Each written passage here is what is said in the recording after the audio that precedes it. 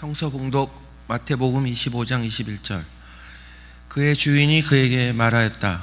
잘했다. 착하고 신실한 종아, 네가 적은 일에 신실하였으니 이제 내가 많은 일을 네게 맡기겠다. 와서 주인과 함께 기쁨을 누려라. 아멘.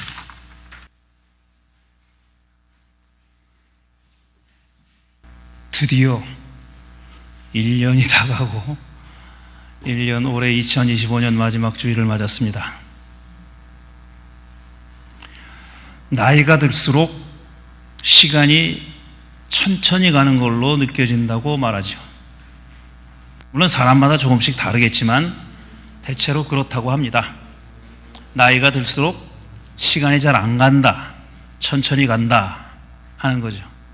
근데 물리적 시간은 뭐 젊었을 때나 어렸을 때나 나이 들었을 때나 달라질 리가 없는데 1년 뭐 하루 24시간 1년 365일인데 물리적 시간은 그렇게 똑같지만 심리적으로는 그렇지 않다는 겁니다. 실제로 그렇게 왜 나이가 들면 시간이 천천히 갈까? 라는 책이 있습니다. 왜 그렇게 느껴질까? 라는 책이 있는데 제가 다 읽어보지, 우리 집에 있어요. 저희 집에 있는데 다 읽어보진 않았는데 제 기억에 그렇게 천천히 가는 걸로 느껴지는 이유 가운데 하나는 나이가 들수록 새로운 경험을 하지 않기 때문이라고 합니다. 나이가 들수록 경험은 하는데 그게 새롭게 느껴지지가 않는다는 거죠. 그러니까 지루하게 느껴진다는 겁니다. 시간이.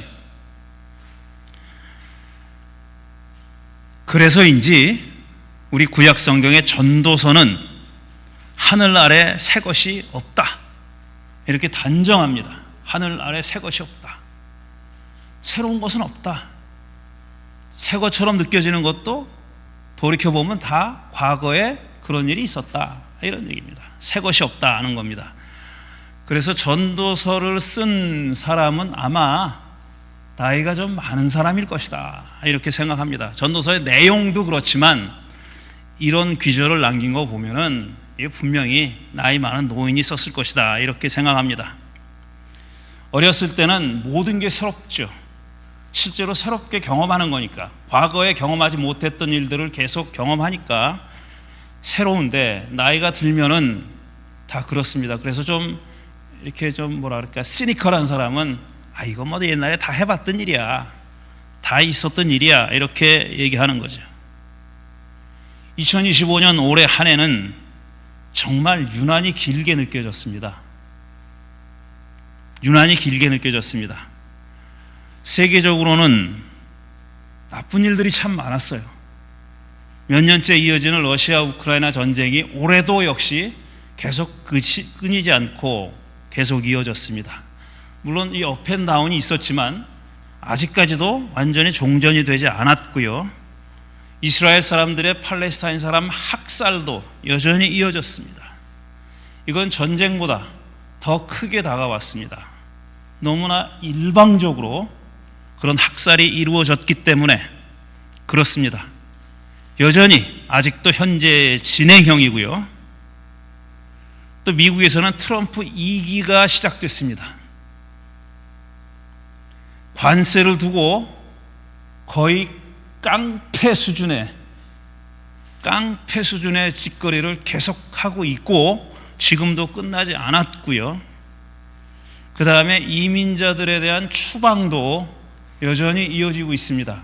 이건 앞으로 2026년이 더 걱정이 된다고 할 정도로 그렇게 이어지고 있고, 그래서 이에 따라서 이 미국 안에서도 정말 헤아릴 수 없이 많은 지역에서 반이민 정책을 반대하는 시위가 벌어졌습니다. 이게 미국 안에서 혹은 세계에서 일어난 2025년에 일어났거나 계속되고 있는 세계사적인 사건만 해도 이렇게 여러 가지가 됩니다. 이 사건들을 다 제가 언급하려면 시간이 모자랄 거고 아마 강론 길게 한다고 여러분이 저를 싫어할 겁니다. 고국에서는 4월에 윤석열이 파면되긴 했습니다. 그렇지만 아시다시피 2025년 1년 동안 단 한 건의 재판도 마무리되지 않았습니다. 1월 중순 가야 처음 판결이 나오는 그런 상황입니다. 내란이 벌어졌는데도 불구하고 여전히 이런 상태고요. 그렇지만 또 다행스럽게도 6월 4일에 새롭게 이재명 대통령이 취임해서 빠르게 정상을 찾아가고 있고, 우리는 그 뉴스를 보면서 그래도 안도의 한숨을 내쉬고 있습니다. 이런 와중에 우리 교회는 지난 1년 동안 계속해서 러시아 우크라이나 전쟁의 종식을 위해서 계속 기도했고, 또 이스라엘의 팔레스타인 사람들 학살에 대해서도 계속 분노하며 기도했습니다. 그리고 또 탄핵 정국에서 우리가 서울에 있는 홍대 청년교회와 연대해서 탄핵 시위에 간접적으로나마 참여해 왔습니다. 또한 작지만 우리 여기 LA에 있는 한인 노숙자들을 돕는 그런 한인 쉼터에 자그마한 기부를 하면서 그쪽하고도 계속 연대해 왔습니다. 굵직굵직한 사건만도 이렇게 여러 사건이 있는데 뭐 자잘한 걸 들자면 역시 또 얘기가 길어질 것 같습니다. 2025년이 유난히 이렇게 길게 느껴진 것은 이런 사건들이 끊이지 않고 연이어서 계속 일어났기 때문이지 나이 탓만은 아니라고 생각합니다. 뭐 여기 계신 여러분들 다 저랑 비슷한 느낌이실 텐데 이렇게 얼굴을 보니까 그렇습니다. 다 비슷한 연배들이지 않습니까? 새로운 것과 낯선 것에 대한 관심과 호기심을 잃어간다는 일은 참으로 안타깝고 슬픈 일입니다. 늙는다는 게 뭐냐? 늙음이란 새로운 것에 대한 기대를 잃어버리는 것이다. 이렇게 볼 수 있겠습니다. 새로운 것에 대한 기대를 잃어버린다는 것. 이건 참 안타까운 일입니다. 그런데 이런 우리들을 위해서 아마도 사도 바울은 고린도 후서 4장 16절 이하에서 이렇게 말씀한 건지도 모르겠습니다. 그러므로 우리는 낙심하지 않습니다. 우리의 겉사람은 낡아가나 우리의 속사람은 날로 새로워집니다. 우리는 보이는 것을 바라보는 것이 아니라 보이지 않는 것을 바라봅니다. 보이는 것은 잠깐이지만 보이지 않는 것은 영원하기 때문입니다. 이렇게 말씀했습니다. 여기서 속사람, 바울이 말하는 속사람이란 뭔가, 이걸 가지고 뭐 책도 쓰고 논문도 쓰고 그런 학자들이 많이 있겠지만 저는 뭐 간단하다고 생각합니다. 속사람, 마음이죠. 정신이고 영혼이고 이런 겁니다. 마음과 정신과 영혼이 속사람이고 겉사람은 우리 보이는 육체, 몸뚱아리고 그런 걸 가리킨다고 생각합니다. 겉사람이 낡아지는 것은 막을 수 없습니다. 성형을 하고 뭘 해도 결국은 본 모양이 드러납니다. 그렇지만 속사람은 그렇지 않죠. 공자는 40세가 불혹이라고 얘기했습니다. 뭐 미혹되는 일이 없다 이런 뜻이죠. 40세가 불혹이다.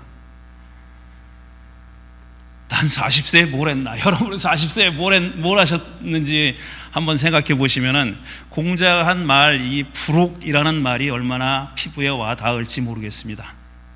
불혹이라는 말은 유혹되는 게 없다라는 뜻인데 그게 과연 좋기만 한 일일까 하는 생각도 합니다.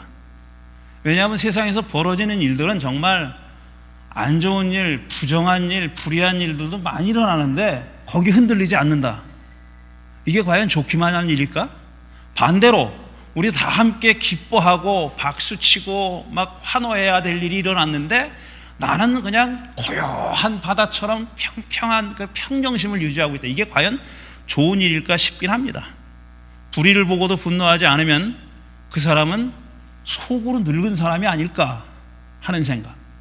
정의가 실현되는 사건이 벌어졌는데도 크게 감격하고 환호하지 않는 사람, 그 사람이 과연 그게 옳은 사람일까? 이런 생각이 드는 겁니다. 오히려 불의를 보고 분노하는 사람이, 또 정의가 실현되는 것을 보고 기뻐 날뛰는 사람이 속으로 젊은 사람이 아닐까 하는 생각입니다. 공자는 40세를 불혹이라고 불렀다는데, 모세, 우리 성경의 인물인 모세는 40살이 되어서야 비로소 자기의 정체성을 확인합니다. 내가 누구다 하는 것을 확인합니다. 모세는 어렸을 때 이집트의 왕궁으로 들어갔습니다. 그래서 40살이 될 때까지 왕자로 살았습니다. 이집트의 왕자, 당시에 커다란 제국을 이루고 있던 이집트의 왕자로 살았어요. 그러다가 자기가 이집트에서 노예 생활하고 있던 히브리 사람이라는 것을 알게 되죠. 내가 저 종살이 하는 히브리 사람이구나 하는 것을 알게 돼요. 그리고 나서 왕궁을 뛰쳐나옵니다.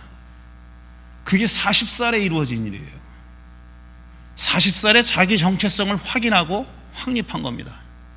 나는 이집트의 왕자가 아니라 히브리 노예다. 나의 동족은 이집트의 왕실에 있는 그 고관 대작들이 아니라 노예들이다 하는 것을 그때 확인했죠. 그리고 세상으로 나온 겁니다. 그 후 광야에서 40년을 살면서 결혼도 하고 자식도 낳고 그렇게 살았어요. 목동으로 살다가 80세가 되어서, 다시 40년이 지난 80세가 되어서 하나님의 부르심을 받은 겁니다. 시내산에서 떨기나무가 불타는데 타서 없어지지 않는 걸 보고 이게 뭐야 하고 가서 보러 갔다가 거기서 하나님의 음성을 들었죠. 동족 히브리 사람들을, 노예 생활하는 히브리 사람들을 구해내라 하는 그런 명령을 하나님으로부터 받고 그 백성들을 이끌고 출애굽을 감행했을 때가 80살입니다. 공자는 40살이 불혹이라고 얘기했고, 또 70세가 뭐 종심이라고 그러더라고요. 70세. 종심이라는 것은 마음대로 해도, 내가 마음 내키는 대로 해도 법도에 어긋나지 않는다는 뜻이래요. 그게 종심이라고 합니다. 뭐 이순 종심 이렇게 나가는 거죠. 그 80세는 뭐라고 했는지 아세요? 없습니다. 80세는 없습니다. 80세는 출애굽 이거 아니에요. 없어요. 70이 끝이에요. 80세는 정의가 없어요. 근데 모세는 80세에 이르러 가지고 자기 백성들을 이끌고 출애굽을 한 거예요.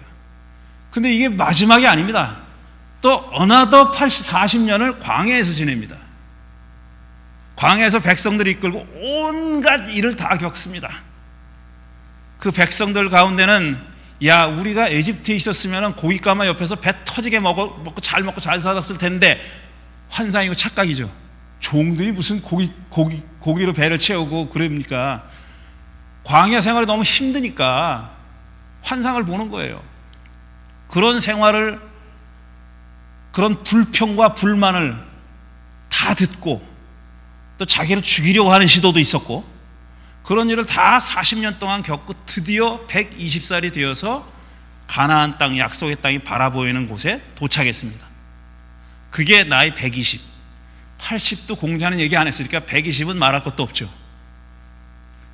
그런데 이 모세는 그 땅에 못 들어갑니다. 땅을 바라보고 죽어요. 어디 묻혔는지 모른다 그랬습니다. 이 모세가 그러면 자기가 그렇게 염원했던 가나안 땅, 약속의 땅, 젖과 꿀이 흐르는 가나안 땅에 못 들어갔다고 해서 그가 꿈을 이루지 못한 사람이라고 말할 수가 있겠습니까? 그렇지는 않겠죠.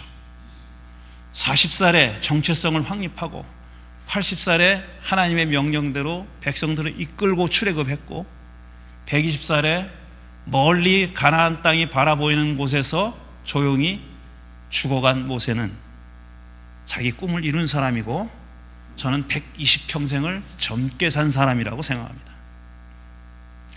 누구든지 자기의 일생을 바쳐서, 아니 일생까지는 아니더라도 자기가 가지고 있는 뭐 유형 무형의 어떤 자산을 바쳐서 이루고 싶은, 이것만은 내가 꼭 하고 싶다, 뭘 희생해서라도 하고 싶다라고 하는 그런 가치 있는 일을 갖고 있다면 그 일이 거창하든 소소하든 그는 행복한 사람임에 분명합니다.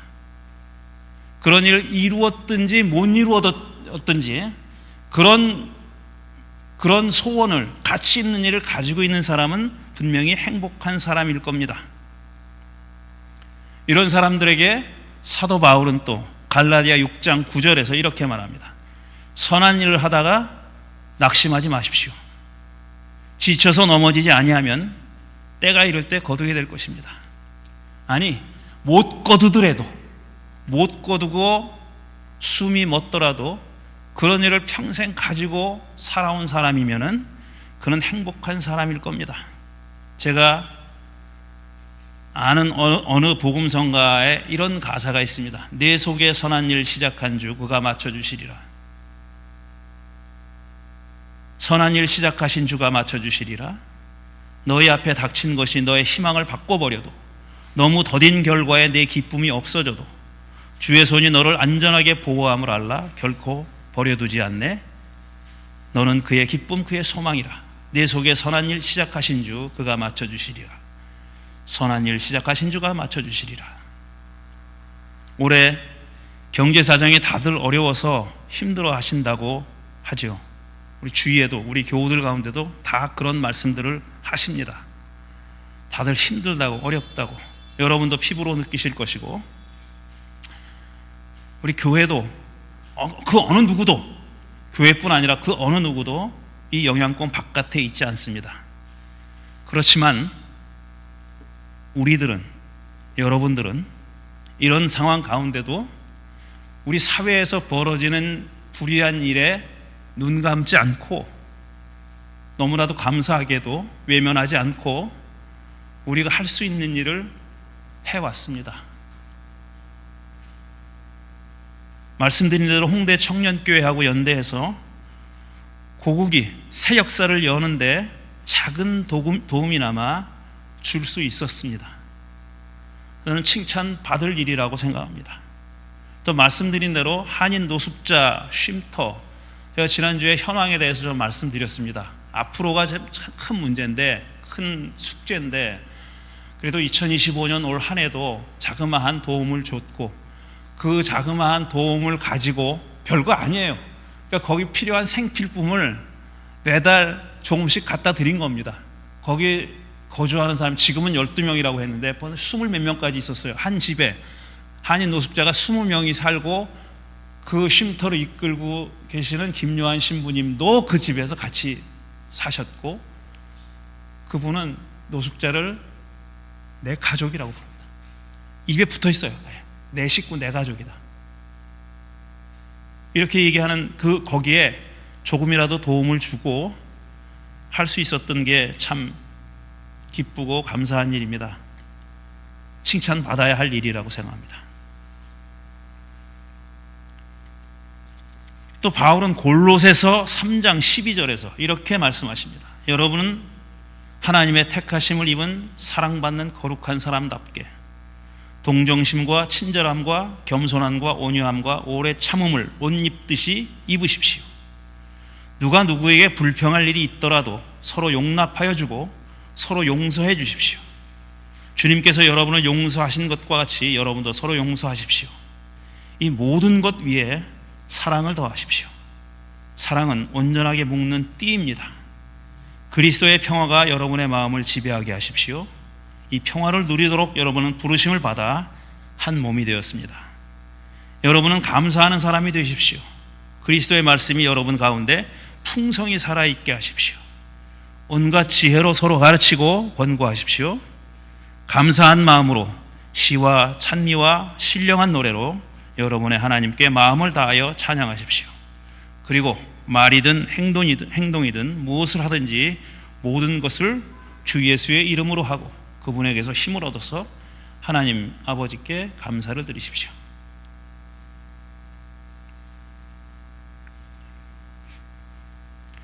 자화자찬하겠습니다. 여러분 다 정말 수고하셨고요. 정말 잘하셨습니다. 무엇보다 뜻을 포기하지 않고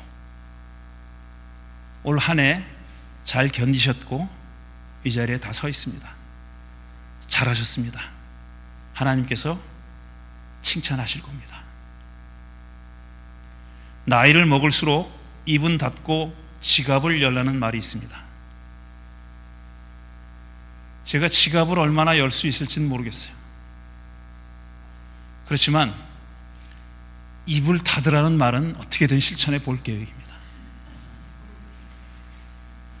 닫기까지는 못하겠지만 제가 느낍니다. 저도 벌써 이제 6학년하고도 중반이 넘었는데 제가 말이 길어지는구나 하는 걸 느낍니다. 저는 한 20분 한 것 같은데 35분 했더라고요. 이러니까 이게 물리적 시간과 심리적 시간이 이렇게 차이가 점점 나는 거예요. 제가 그걸 느껴요. 제가 한 강론을 들어보진 않는데 영상을 올리면 몇 분 딱 나오잖아요. 거기 30분 했다, 35분 했다. 거기서 성경 봉독을 빼면은 내가 32분쯤 했겠구나. 길게 했네. 어떤 것도 40분이 넘어가더라고. 아이고야, 이거 교인들이 욕했겠다. 느껴요. 자각은 있어요.